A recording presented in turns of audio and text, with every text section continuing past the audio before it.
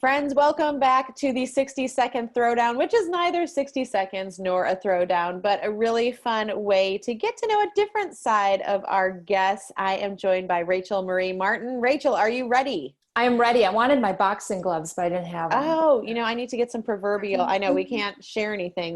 But that's right. Now when you do that, we've been talking about, because Rachel and I are close to the same age and the same generation. And so we've been reminiscing on our full-length interview about just some of the, I guess, cultural, societal, norms. Awesomeness of when we grew up. And I think of You've Got Mail. Do you remember with Meg Ryan? Yes. And Tom Hanks?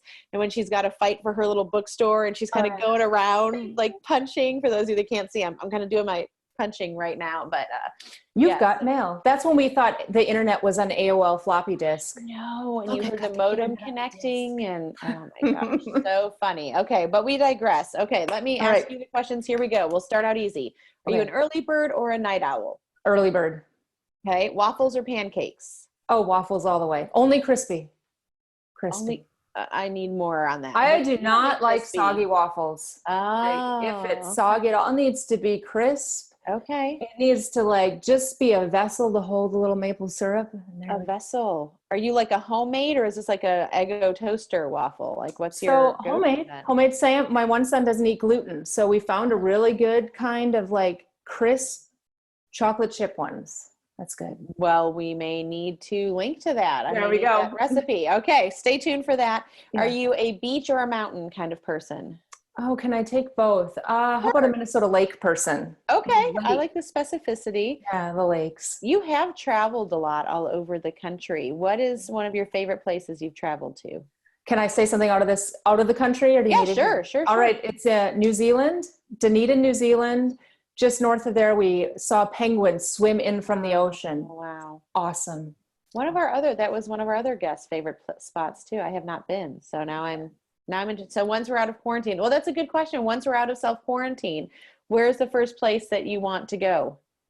Oh my goodness. Well, the first thing that came to my head was Starbucks, which is so sad. So sad. You know what I really want? Going back to the lakes thing, I want the quarantine to be over so that I can drive to Minnesota to go to the cabin with my family. Just I keep thinking about that over and over.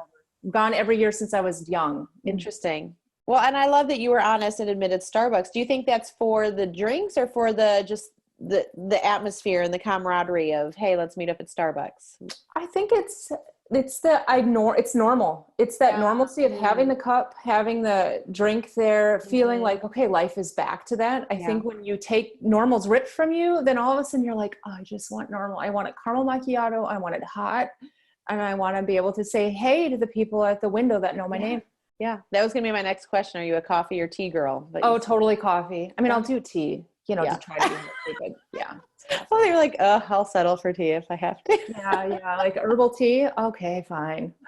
Right. So, okay, you have quite a few children. Do you have a favorite name from your kids? I'm not going to ask you if you have a favorite child, but do you have favorite name? One where you're like, oh, that was a good name. We did good. Oh, I love my son, Caleb. His name. I like that name, Caleb, but his name has an element of bravery in it.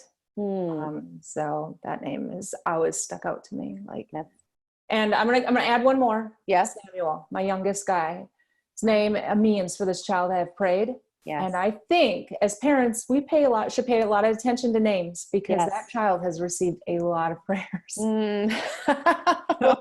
We'll leave it at that. I'm good with the Samuel as well. I have a nephew that's Sam. I just love that name. Sometimes there. I know. It's a good name. How about, you mentioned New Zealand was one of your favorite places. You talk about Minnesota. Traveling. What are 3 travel must-haves?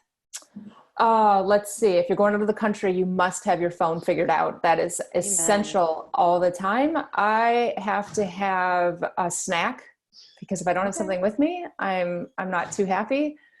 And let's see what else. I'm a really low-key traveler. So my must-have would be to not have fixed points of where I need to go every day. Interesting. Yeah. We flew to New Zealand without a solid itinerary of just go. And I used to think I was super scheduled, but then if I have everything super scheduled out, I actually don't enjoy the traveling as much because I feel like, oh, I have to be there on this time. And when I'm a little bit looser with the schedule, I get to be in the moment. Do you think you've evolved into that? Because I wouldn't have picked that for you. Yes, I have 20-year-old? evolved in that Okay. because Dan is a very, very like, don't worry about it. We'll figure it out when we get there type person. And I was like, how is that going to be possible?